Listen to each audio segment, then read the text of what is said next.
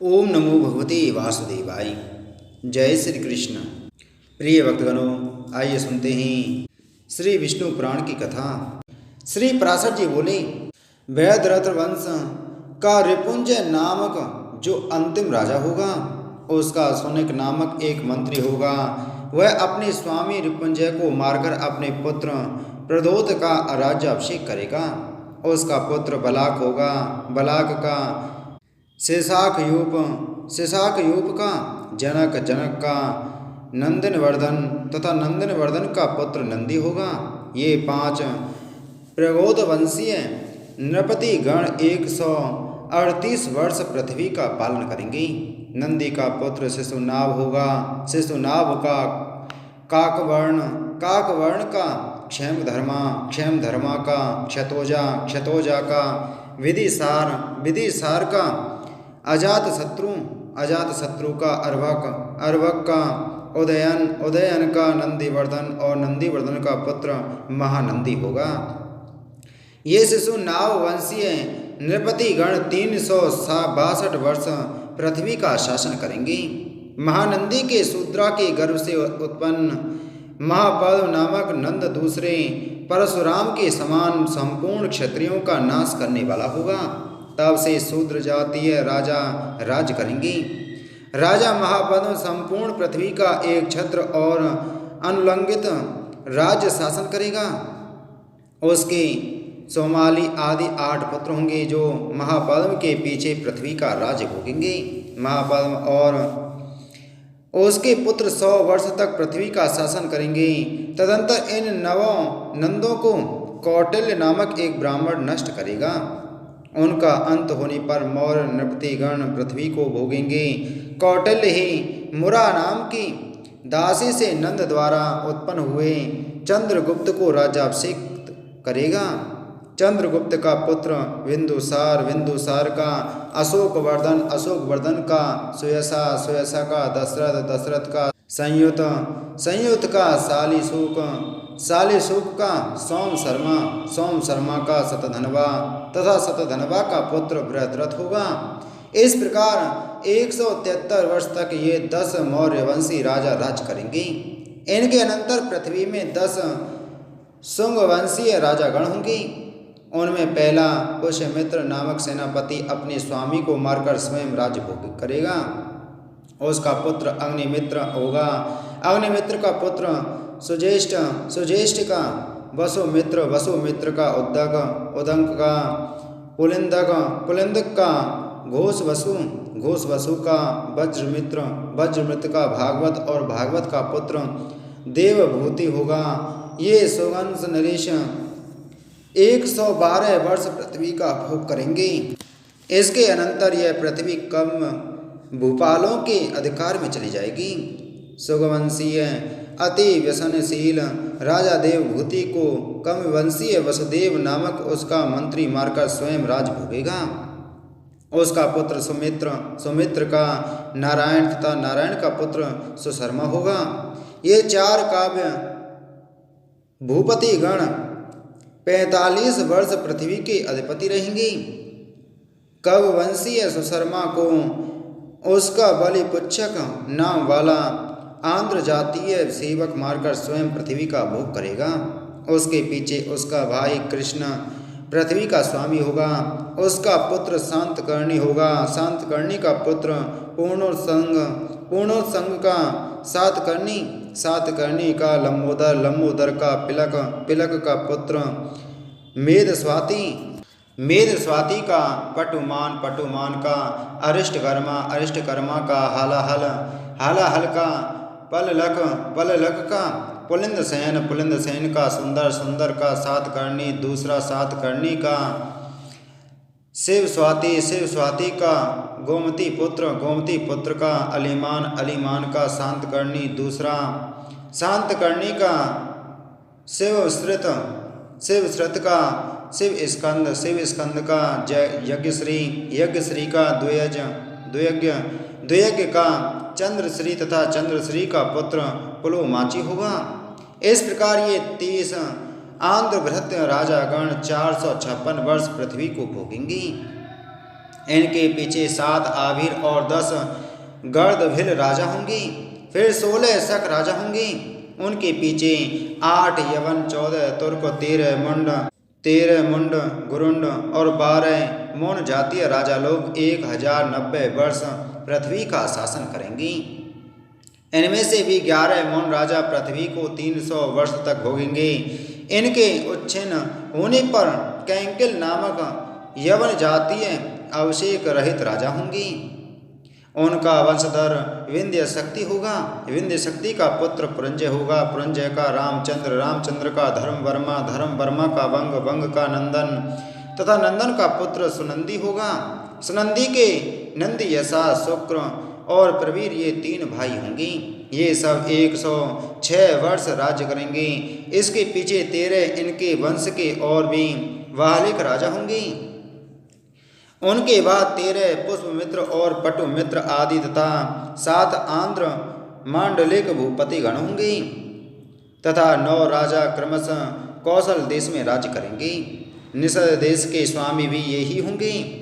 मगध देश में विश्व स्फटिक नामक राजा अन्य वर्णों को प्रवत करेगा। वह कैवर्त, बटु, पुलिंद और ब्राह्मणों को राज्य में नियुक्त करेगा। संपूर्ण क्षत्रिय जाति को उच्छिन्न कर पद्मावती पुरी में नागगण तथा गंगा के निकटवर्ती प्रयाग और गया में मागध और गुप्त राजा लोग राज्य भोग करेंगे। कौशल, आंध्र, पुंड, ताम्रलिप्त और समुद्र तटवर्तनी पुरी की देवगढ़ क्षेत्र नामक एक राजा रक्षा करेगा। कलिंग, महेश, महेंद्र और भौम आदि देशों को गोह, नरेश भोगेंगे।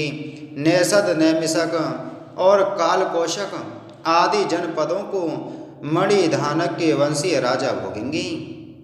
त्रय राज्य और मौसिक देशों पर जनक नामक राजा का राज्य होगा। सौराष्ट्र, अवंती, शूद्र, आभीर तथा नर्मदा तटवर्ती मरुभूमि पर व्रात्य, द्विज, आभीर और शूद्र आदि का आधिपत्य होगा। समुद्र तट, दावी, कोरवी, चंद्रभागा और काश्मीर आदि देशों का व्रात्य, म्लेच्छ और शूद्र आदि राजागण भोग करेंगे। ये संपूर्ण राजा लोग पृथ्वी में एक ही समय में होंगे।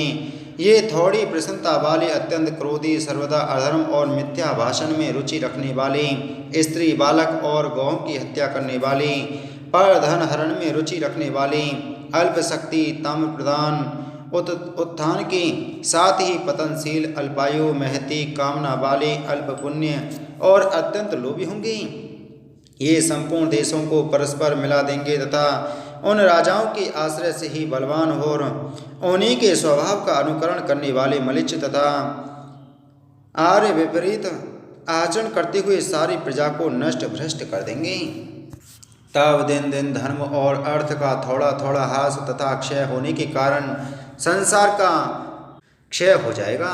उस समय अर्थ ही कुलीनता का हेतु होगा, बल ही संपूर्ण धर्म का हेतु होगा, पारस्परिक रुचि ही दाम्पत्य संबंध की हेतु होगी, स्त्रीत्व ही उपभोग का हेतु होगा, अर्थात स्त्री की जाति, कुल आदि का विचार न होगा, मिथ्या भाषण ही व्यवहार में सरलता प्राप्त करने का हेतु होगा, जल की सुलभता और सुगमता ही पृथ्वी की स्वीकृति का हेतु होगा, अर्थात पुण्य क्षेत्र आदि का कोई विचार न होगा।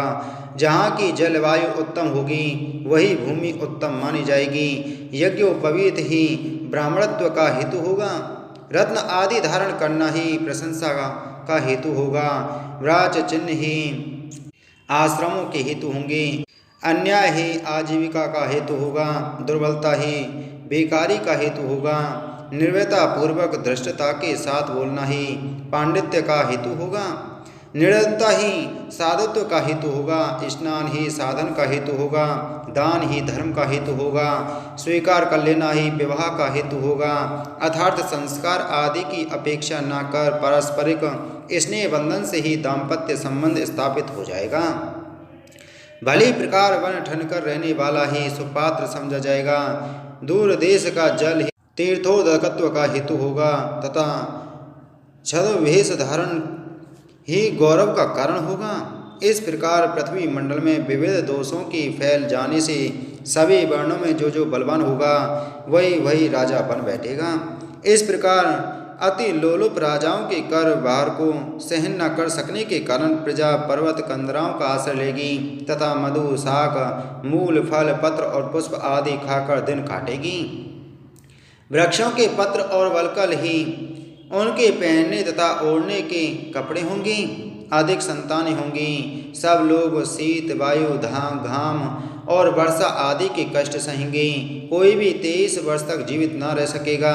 इस प्रकार कलयुग में यह संपूर्ण जन समुदाय निरंतर क्षीण होता रहेगा।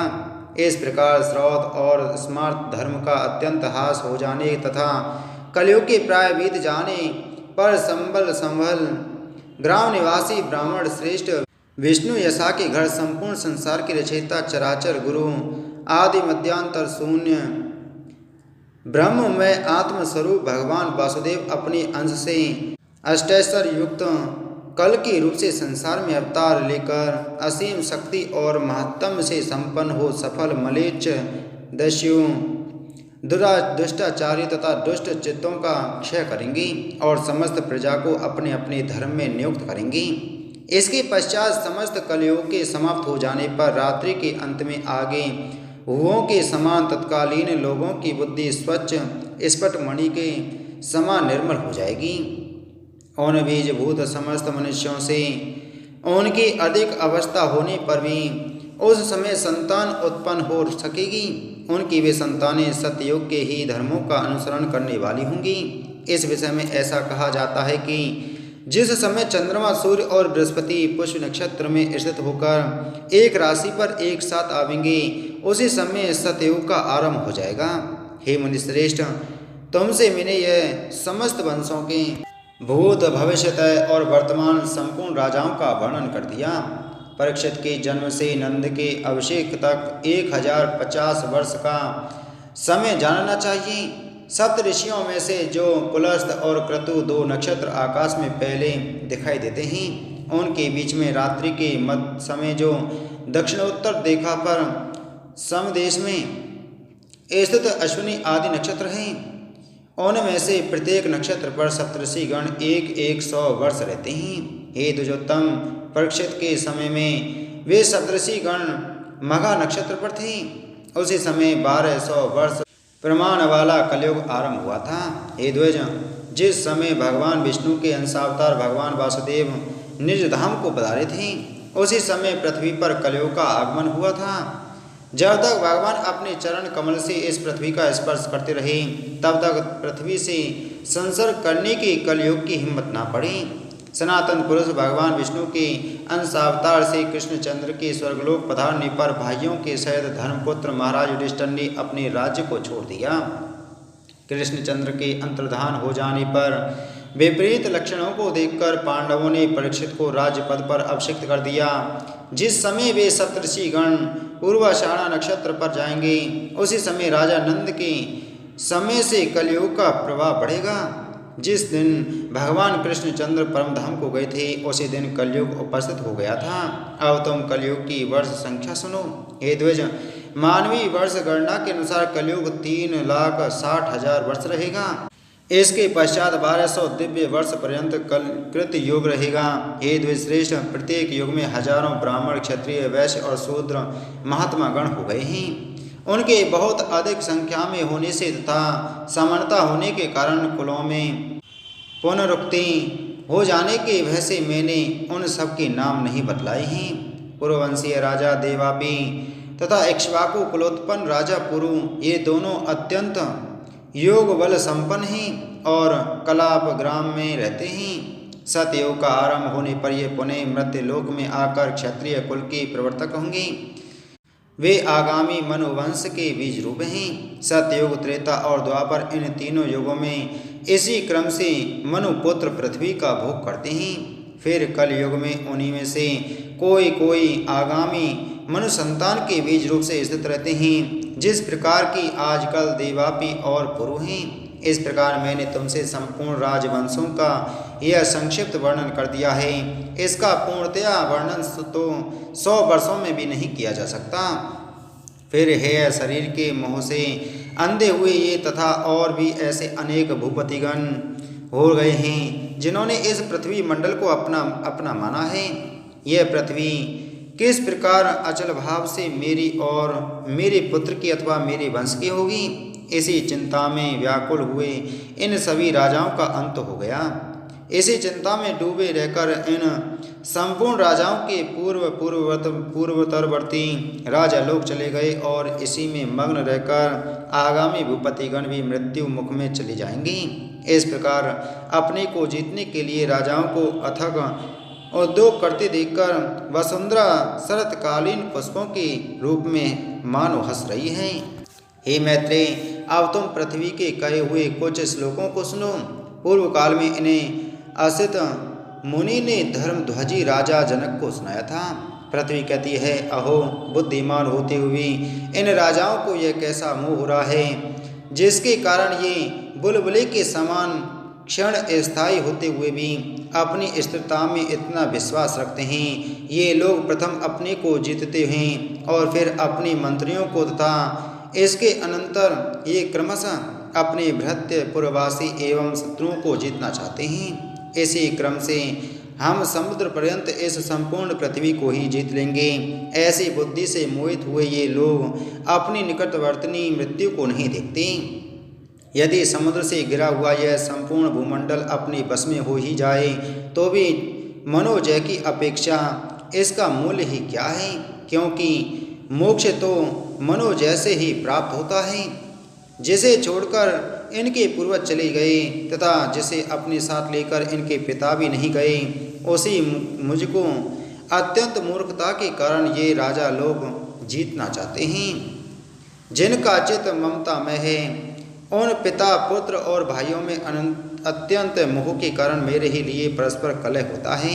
जो लोग राजा लोग यहाँ हो चुके हैं, उन सभी की ऐसी कुबुद्धि रही है कि यह संपूर्ण पृथ्वी मेरी ही है और मेरे पीछे यह सदा मेरी संतान की ही रहेगी। इस प्रकार मेरे में ममता करने वाले एक राजा को मुझे छोड़कर मृत्यु के मुख में जाते हुए देखकर भी ना जाने कैसे उसका उत्तराधिकारी अपने हृदय में मेरे लिए ममता को स्थान देता है। जो राजा लोग दूतों के द्वारा अपने शत्रुओं से इस प्रकार कहलाते हैं कि यह पृथ्वी मेरी है, तुम लोग इसे तुरंत छोड़कर चले जाओ, उन पर मुझे बड़ी हंसी आती है और फिर उन मूढ़ों पर मुझे दया भी आ जाती है। श्री पराशर जी कहते हैं, हे मैत्रेय, पृथ्वी के कहे हुए इन श्लोकों को जो पुरुष सुनेगा उसकी ममता इसी प्रकार लीन हो जाएगी जैसे सूर्य के तपते समय बर्फ पिघल जाती है। इस प्रकार मैंने तुमसे भली प्रकार मनु के वंश का वर्णन कर दिया, जिस वंश के राजागण स्थिति कारक भगवान विष्णु के अंश थे। जो पुरुष इस मनुवंश का क्रम श्रवण करता है, उस शुद्धात्मा के संपूर्ण पाप नष्ट हो जाते हैं। जो मनुष्य जितेंद्रिय होकर सूर्य और चंद्रमा के इन प्रशंसनीय वंशों का संपूर्ण वर्णन सुनता है, वह अतुलित धन धान्य और संपत्ति प्राप्त करता है।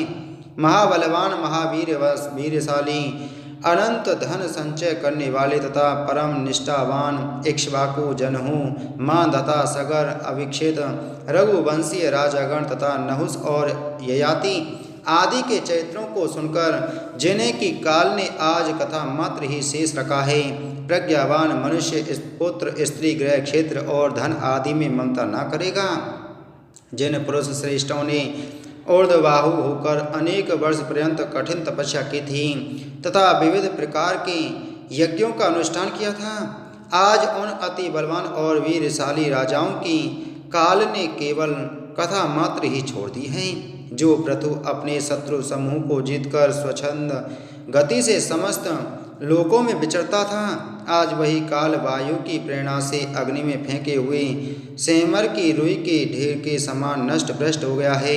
जो कार्तवीर अपने शत्रु भूमंडल का संहार कर समस्त द्वीपों को वशीभूत कर उन्हें भोगता था, वही आज कथा प्रसंग से वर्णन करते समय उल्टा संकल्प विकल्प का हेतु होता है, अर्थात उसका वर्णन करते समय यह संदेह होता है कि वास्तव में वह हुआ था या नहीं। समस्त दिशाओं को दैदीप्यमान करने वाले रावण, अवेक्षद और रामचंद्र आदि के क्षण भंगुर ऐश्वर्य को धिक्कार है। अन्यथा काल के क्षणिक कटाक्ष पात्र के कारण राजा उसका भस्म मात्र भी क्यों नहीं बच सका। जो मानदाता संपूर्ण भूमंडल का चक्रवर्ती सम्राट था, आज उसका केवल कथा में ही पता चलता है। ऐसा कौन मंद बुद्धि होगा जो यह सुनकर अपने शरीर में भी ममता करेगा। फिर पृथ्वी आदि में ममता करने की तो बात ही क्या है।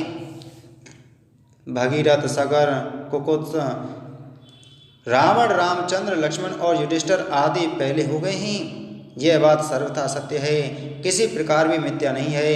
किंतु अब ये कहाँ हैं, इसका हमें पता नहीं। हे विप्रवर, वर्तमान और भविष्यकालीन जिन जिन महावीरशाली राजाओं का मैंने वर्णन किया है, ये तथा अन्य लोग भी पूर्वोक्त राजाओं की भांति कथा मात्र शेष रहेंगे। ऐसा जानकर पुत्र, पुत्री और क्षेत्र आदि तथा अन्य प्राणी तो अलग रहें। बुद्धिमान मनुष्य को अपने शरीर में भी ममता नहीं करनी चाहिए। श्री मैत्रेय जी बोले, भगवान, आपने राजाओं के संपूर्ण वंशों का विस्तार तथा उनके चरित्रों का क्रमश यथावत वर्णन किया। अब हे ब्रह्मर्षि, यदि कुल में जो भगवान विष्णु का अंशावतार हुआ था, उसे मैं तत्वतः और विस्तार पूर्वक सुनना चाहता हूँ। हे मुनि, भगवान पुरुषोत्तम ने अपने असांशों से पृथ्वी पर अवतीर्ण होकर जो जो कर्म किए थे, उन सब का आप मुझसे वर्णन कीजिए। श्री पराशर जी बोले, हे मैत्री, तुमने मुझसे जो पूछा है वह संसार में परम मंगलकारी भगवान विष्णु के अंशावतार का चरित्र सुनो। हे महामुनि, पूर्व काल में देवकी महाभाग्यशालिनी पुत्री देवी स्वरूपा देवकी के साथ वसुदेव जी ने विवाह किया। वसुदेव और देवकी के वैवाहिक संबंध होने के अनंतर विदा होते समय भोजनंदन कंस सारथी बनकर उन दोनों का मांगलिक रथ हाँकने लगा। उसी समय मेघ के समान गंभीर घोष करती हुई आकाशवाणी कंस को ऊंचे स्वर से संबोधन करके यूं बोली, अरे मूढ़, पति के साथ रथ पर बैठी हुई जिस देवकी को तू लिए जा रहा है, इसका 8वां गर्भ तेरे प्राण हर लेगा।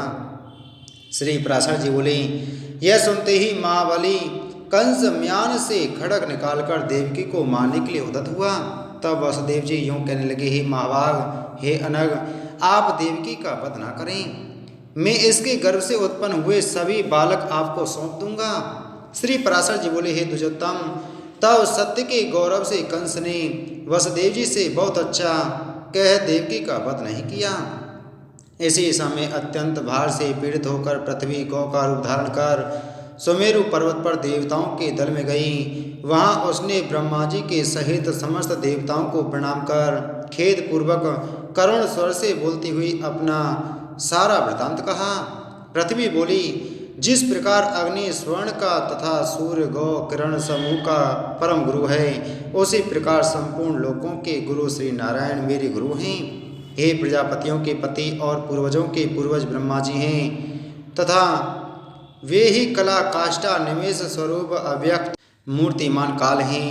हे देव श्रेष्ठगण, आप सब लोगों का समूह भी उन्हीं का अंश स्वरूप है।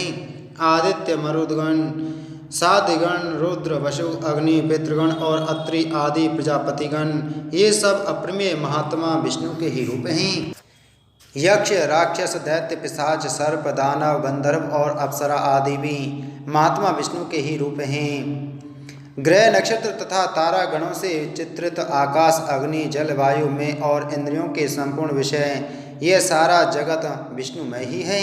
तथापि उन अनेक रूपधारी विष्णु के ये रूप समुद्र की तरंगों के समान रात दिन एक दूसरे की वाद्यवादक होते रहते हैं। इस समय काल नेमी आदि दैत्यगण मृत्यु लोक पर अधिकार जमाकर अहर्निश जनता को कलेशित कर रहे हैं। जिस काल नेमी को सामर्थ्यवान भगवान विष्णु ने मारा था, इस समय वही उग्रसेन के पुत्र महान असुर कंस के रूप में उत्पन्न हुआ है। अरिष्ट, धैनुक, केशी, प्रलम्ब, नरक, सुंद, बलिका पुत्र अति भयंकर बाणासुर तथा और भी जो महाबलवान दुरात्मा राक्षस राजाओं के घर में उत्पन्न हो गए हैं, उनकी मैं गणना नहीं कर सकती। हे दिव्य मूर्तिधारी देवगण, इस समय मेरे ऊपर महाबलवान और गर्वीले दैत्य राजाओं की अनेक अक्षौणी सेना ही। हे अमरेश्वरों, मैं आप लोगों को यह बतलाए देती हूँ कि मैं उनके अत्यंत भार से पीड़ित होकर अपने को धारण करने में सर्वथा असमर्थ हूँ। अतः हे महाभागगण, आप लोग मेरे भार उतारने का अब कोई ऐसा उपाय कीजिए जिससे मैं अत्यंत व्याकुल होकर रसातल को न चली जाऊं। पृथ्वी के इन वाक्यों को सुनकर उसके भार उतारने के विषय में समस्त देवताओं की प्रेरणा से भगवान ब्रह्मा जी ने कहना आरंभ किया। ब्रह्मा जी बोले, हे देवगण, पृथ्वी ने जो कुछ कहा है वह सर्वथा सत्य ही है। वास्तव में मैं, शंकर और आप सब लोग नारायण स्वरूप ही हैं। उनकी जो विभूतियाँ हैं उनकी परस्पर न्यूनता और अधिकता ही बाध्य तथा बाधक रूप से रहा करती हैं। इसलिए जाओ, अब हम लोग क्षीर सागर के पवित्र तट पर चले जाएं। वहाँ श्री हरि की आराधना कर यह संपूर्ण वृत्तांत उनसे निवेदन कर दें। वे विश्वरूप सर्वात्मा सर्वथा संसार के हित के लिए ही अपने शुद्ध सत्वांश से अवतीर्ण होकर पृथ्वी में धर्म की स्थापना करते हैं। श्री पराशर जी बोले, ऐसा कहकर देवताओं के सहित पितामह ब्रह्मा जी वहाँ गए और एकाग्र चित्त से श्री गरुड़ ध्वज भगवान की इस प्रकार स्तुति करने लगे।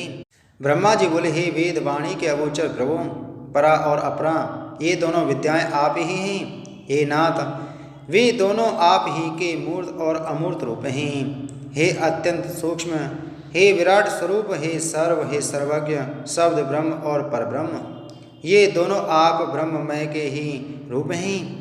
आप ही ऋग्वेद, यजुर्वेद, सामवेद और अथर्ववेद हैं तथा आप ही शिक्षा, कल्प, निरुक्त, छंद और ज्योतिष शास्त्र हैं। हे प्रभु, हे अधोक्षज, इतिहास, पुराण, व्याकरण, मीमांसा, न्याय और धर्मशास्त्र ये सब भी आप ही हैं।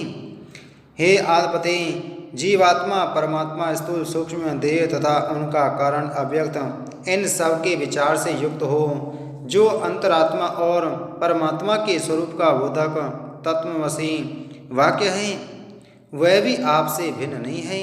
आप अव्यक्त, अनिवार्य, अचिंत्य, नाम वर्ण से रहित, हाथ पांव तथा रूप से हीन, शुद्ध, सनातन और पर से भी पर हैं।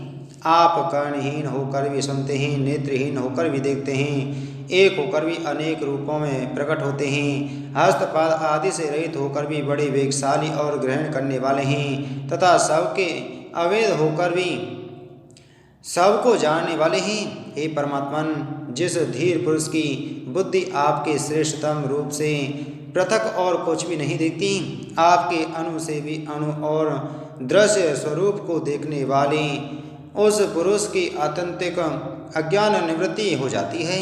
आप शिव के केंद्र और त्रिभुवन के रक्षक हैं। संपूर्ण भूत आप ही में स्थित हैं तथा जो कुछ भूत भविष्य है और अणु से भी अणु है, वह सब आप प्रकृति से परे एकमात्र परम पुरुष ही हैं। आप ही चार प्रकार का अग्नि होकर संसार को तेज और विभूति दान करते हैं। हे अनंत मूर्ति, आपके नेत्र सब ओर हैं। हे धात, आप ही त्रिविक्रम अवतार में तीनों लोक में अपने तीन पग रखते हैं। हे ईश, जिस प्रकार एक ही अविकारी अग्नि विकृत होकर नाना प्रकार से प्रज्वलित होता है, उसी प्रकार सर्वगत रूप एक आप ही अनंत रूप धारण कर लेते हैं। एकमात्र जो श्रेष्ठ परम पद हैं वह आप ही हैं।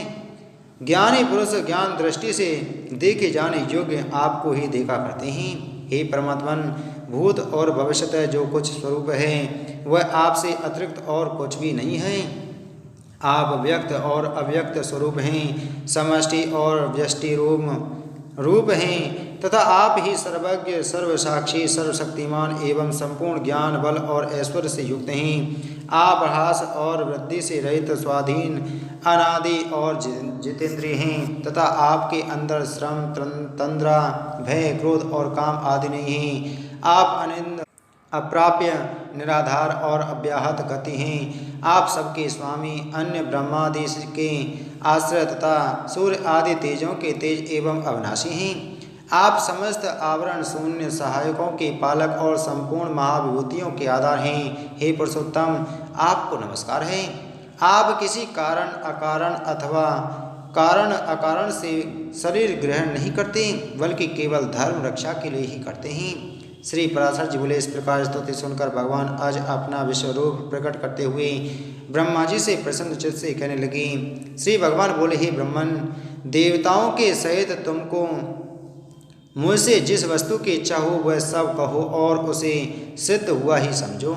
श्री पराशर जी बोले, तब श्री हरि के उस दिव्य विश्व रूप को देखकर समस्त देवताओं की वह से विनीत हो जाने पर ब्रह्मा जी पुनः स्तुति करने लगे।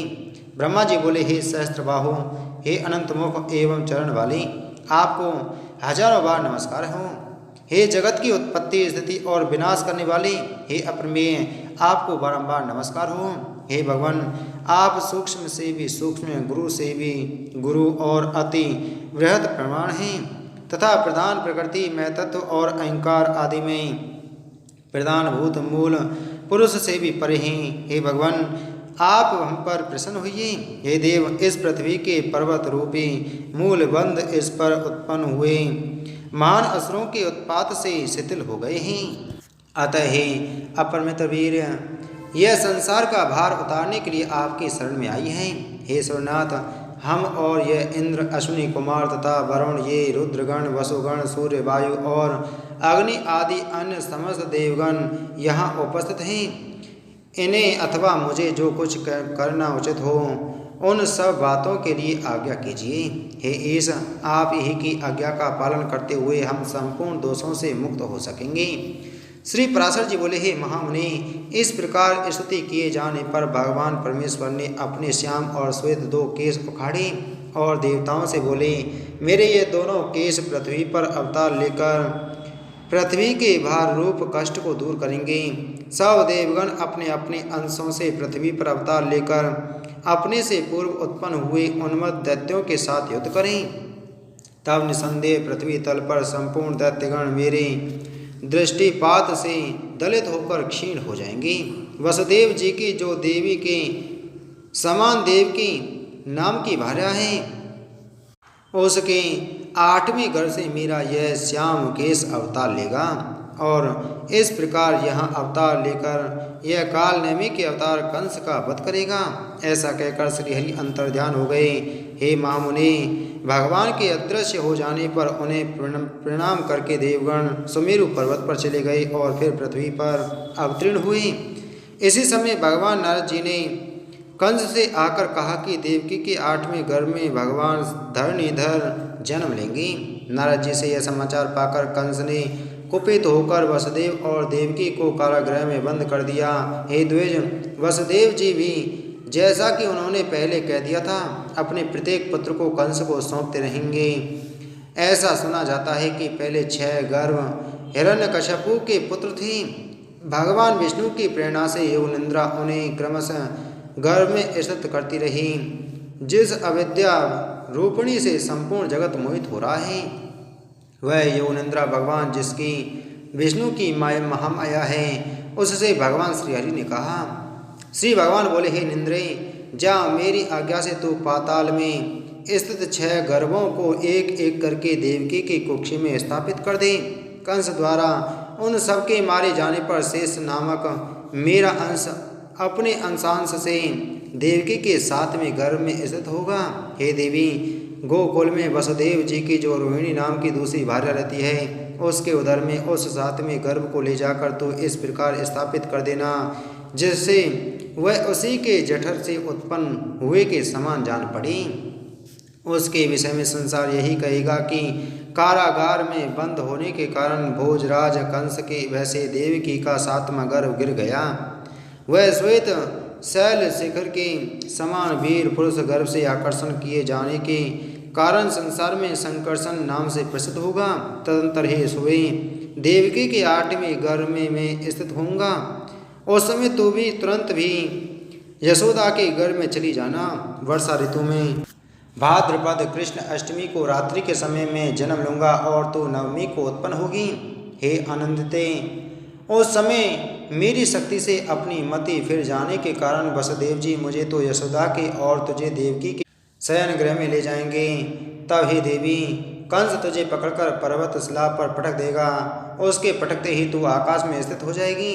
उस समय मेरे गौरव से सहस्त्र नयन इंद्र सिर झुकाकर प्रणाम करने के अनंतर तुझे भगनी रूप से स्वीकार करेगा। तो भी सोम निसोम आदि सहस्त्रों दैत्यों को मारकर अपने अनेक स्थानों से समस्त पृथ्वी को सुशोभित करेगी। तो ही भूति सन्नति क्षांति और कांति है। तो ही आकाश पृथ्वी धरती लज्जा पुष्टि और ऊंचा है। इनके अतिरिक्त संसार में और भी जो कोई शक्ति है वह सब तो ही है। जो लोग प्रातःकाल और सायंकाल में अत्यंत नम्रता पूर्वक तुझे आर्या दुर्गा वेद गर्भा अंबिका भद्रा भद्रकाली क्षमदा और भाग्यता आदि कहकर तेरी स्तुति करेंगे, उनकी समस्त कामनाएं मेरी कृपा से पूर्ण हो जाएंगी। मदरा और मांस की भेंट चढ़ाने से तथा भक्ष्य और भोज्य पदार्थों द्वारा पूजा करने से प्रसन्न होकर तू मनुष्यों की संपूर्ण कामनाओं को पूर्ण कर देगी। तेरे द्वारा दी हुई वे समस्त कामनाएं मेरी कृपा से निसंदेह पूर्ण होंगी। हे देवी, अब तू मेरे बतलाए हुए स्थान को जा। इसी के साथ आज की हमारी श्री विष्णु महापुराण की कथा संपूर्ण हुई। बोलो विष्णु पुराण की जय। बोलो विष्णु भगवान की जय।